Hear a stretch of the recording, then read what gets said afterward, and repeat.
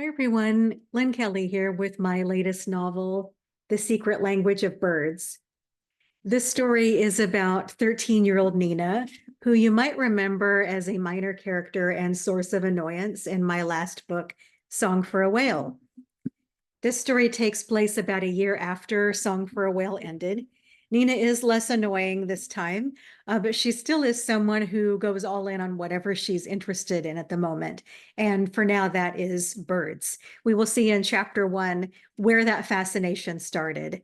And I'm joining you virtually from inside of a Buc-ee's because that's where chapter 1 takes place. If not for the bird, I'd have been in the car with my family instead of standing in a gas station parking lot. Not that I'm blaming the bird for what happened. It wasn't his fault. I stared down Highway 290, wondering how far my family would drive before noticing they were one kid short of a full minivan. This wasn't a regular gas station with a little convenience store and a rack of chips, nothing that pathetic. Buc-ee's needs an entire wall just for all their flavors of beef jerky. It's a huge place with aisle after aisle of snacks, a fudge counter, a cafe, toys, t-shirts, and even stuff for decorating the house. My mom thought the sequin cattle skulls with flowers in the eye sockets were tacky, but we did have one of the big metal stars on our living room wall.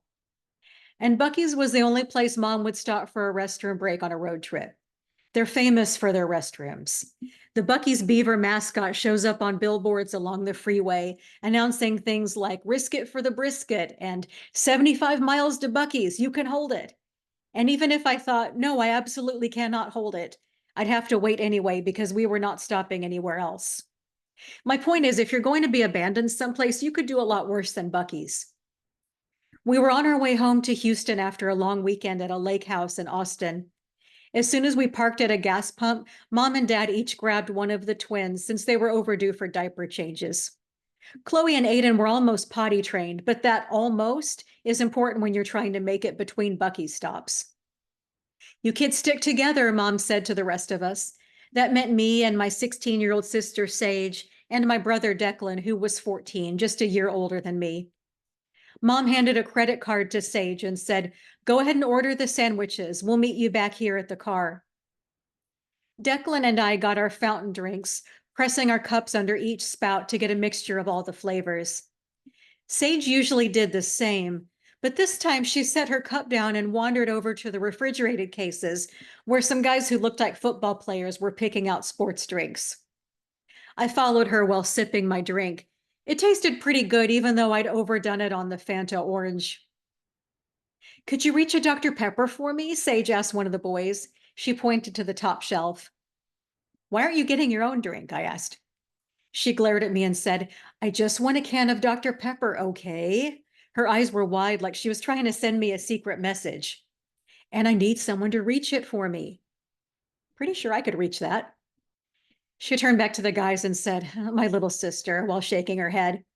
Then she tossed her hair and gave a huge smile to the guy who'd handed her the drink. "Thank you so much," she said, really cheerful, like he'd given her a winning lottery ticket. "You're being weird," I told her as Declan came up next to me. Sage laughed, then handed me the credit card. "Here, why don't y'all go order the sandwiches? Mom said we have to stay together." "I'll catch up to you," she said. "You can handle this, right? Just order what everyone likes." Declan and I found an available touchscreen at the cafe and put in the sandwich orders. Barbecue brisket for him, chicken croissant for me, a grilled cheese cut into quarters for Chloe and Aiden to share, pastrami Reuben for Dad, and a turkey club for Mom. I punched in a ham and cheese for Sage with extra pickles. Sage hated pickles. "I'm going to look at the snacks," said Declan. "Mom and Dad aren't going to buy you any beaver nuggets." "Geez, Nina, I'm just going to look. Can you wait for the sandwiches?" "Fine." Sage in the football pack had moved on to the jerky wall. She giggled and gave one of them a playful slap on the shoulder. "Perfect," I mumbled. "Bunch of jerks at the jerky wall." My face flushed with embarrassment, even though no one could hear me. I was acting like a little kid. Maybe I'd act like Sage when I was older. After another glance in her direction, I shook my head, unable to picture it. Why laugh at something that's not even funny? Not that I could overhear what the guys were saying, but it probably wasn't that funny. After a few minutes, "Order for Nina" came through the overhead speaker. A woman wearing a white apron over her Buc-ee's t-shirt and khakis was working at the ice cream counter next to the sandwich pickup. Her gray curls were squished beneath a hairnet. While scooping ice cream with one hand, she leaned over and slid the bag of sandwiches closer to me. "You got it, sweetie," she said. "That's a big order." A plastic name tag on her shirt read Wanda. "Thanks, I've got it." Dad came up to the counter then, holding Chloe by the hand. She had undone her pigtails as usual, leaving her hair sticking up like a pile of white cotton candy on her head. "There you are," said Dad. "Where are Declan and Sage?" I handed him the card and the bag and pointed to Sage, and Declan's looking at snacks. "Go tell him the Barlow bus is heading out." On the way to fetch Declan, I noticed a gray and white bird looking in through the glass side doors. It was a mockingbird. I recognized it from the Texas state bird coloring pages we'd had in elementary school. They weren't much fun to color, especially if you had just opened a brand new box of crayons. The mockingbird glanced up at me, hopped a few steps down the sidewalk, then turned back like it wanted me to follow. Declan was nowhere in sight. I'd make it quick, then come back for him. Outside, the bird looked again from the edge of the sidewalk. It took off with a sharp cheep cheep. I followed it to a cedar tree behind the store. When the bird sang again, it sounded like it was calling my name. "Nina, Nina, Nina, see it? See it?" On a lower branch, another mockingbird sat on a nest of twigs. Moss peeked through the twigs and over the sides of the nest. "Yeah, I do see it," I said. "Do y'all have eggs in there?" The bird didn't say anything else, just hopped down and perched behind the nest. I'll take that as a yes. After looking around to make sure no one saw me talking to a bird, I added, "Thanks for showing me. Nice meeting you." Back inside the store, I still saw no sign of Declan. He must have gone outside. But out in the parking lot, a different car was parked where our minivan had been. I stepped back inside to make sure this wasn't the wrong exit. No, there was the fountain drink station. This was the right set of doors. I jogged around the store, looking up and down the aisles. Maybe my parents had forgotten something for the twins. That had to be it. No one was shopping in the baby aisle. The minivan wasn't near any of the exits or anywhere else in the parking lot. I patted my pockets. Empty. My phone was in the car. After another lap inside the store, I went up to the ice cream counter. Wanda had seemed nice when she gave me the lunch order. "Back for dessert," she said. "You didn't eat all those sandwiches yourself, did you?" She laughed. Not like Sage laughed when she was talking to those boys. Wanda laughed like she meant it. "I think my family forgot me." It came out like a question. Even though that had to be what happened, it was too ridiculous to believe. Wanda looked around like maybe my family was standing there and I hadn't noticed them. She set aside her ice cream scoop and said, "You mean like they left you here?" I nodded. After getting another worker to take her place, Wanda stepped through the little half door next to the ice cream counter and put a hand on my shoulder. "Everything's going to be just fine," she said. I looked up and blinked a few times, hoping Wanda didn't notice I was trying not to cry. She led me to a break room and said, "Wait right here," then went to find the manager. Wanda returned after a few minutes. "Your folks called to make sure you were okay," she said. "They're headed back. Bet they came to a screeching halt on the highway when they realized you weren't with them. How about some ice cream? What's your favorite flavor of Bluebell?" "Cookies and cream is the best." Wanda pointed at me and said, "Smart girl. Be right back with a cone."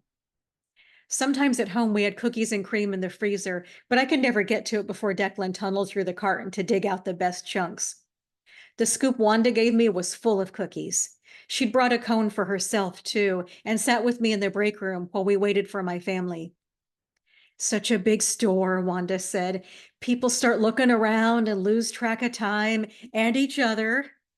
She was probably trying to make me feel better about getting left behind. I hadn't planned to tell anyone about the mockingbird.